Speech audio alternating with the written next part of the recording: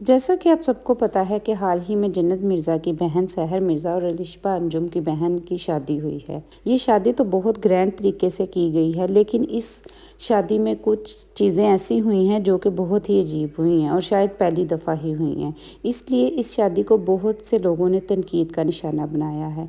हम इस शादी में होने वाली चंद बातें आपको ऐसे बताते हैं जिसकी वजह से लोग ने इसको तनकीद का ज़रिया बनाया है। जी, तो जैसे कि आप सबको पता है कि पहले इनकी ढोलकियाँ चलती रही हैं, फिर इनकी माइयों, मेहंदी और बारात का फंक्शन हुआ है और इस फंक्शंस को बहुत ज़्यादा ग्रैंड तरीके से किया गया है, जिसमें इनके बेहुदा और वल्गर किस्म के डांसेस भी किए गए हैं और सारे टिकटॉकर्स भी तकरीबन इसमें शामिल हुए थे।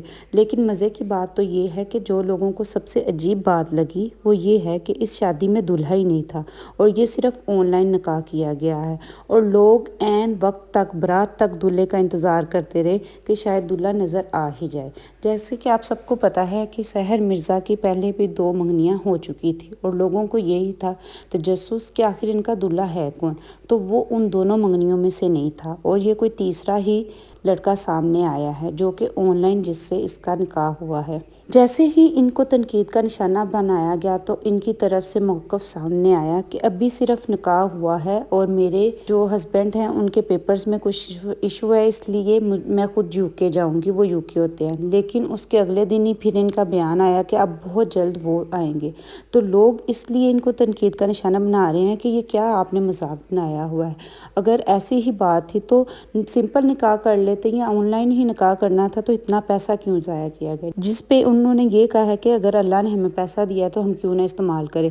और हाँ, उन्होंने इस शादी को अब सिर्फ निकाह कह दिया है, जो कि पहले कहा जा रहा था कि बारात है और मेरी रुखसती भी हो गई है। अब उन्होंने कहा जी निकाह है और जब मेरे मियाँ आएंगे तो इससे ग्रैंड सेलिब्रेशन करेंगे और इससे ज़्यादा हम पैसे लगाएंगे।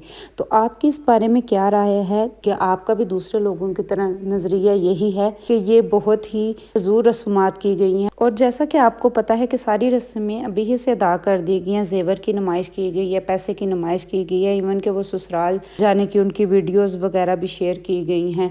अगर इतना सब कुछ ऐसे ही करना था तो अब दोबारा इवेंट्स पे क्या किया जाएगा और फिर से पैसे का ज़ाया किया जाएगा।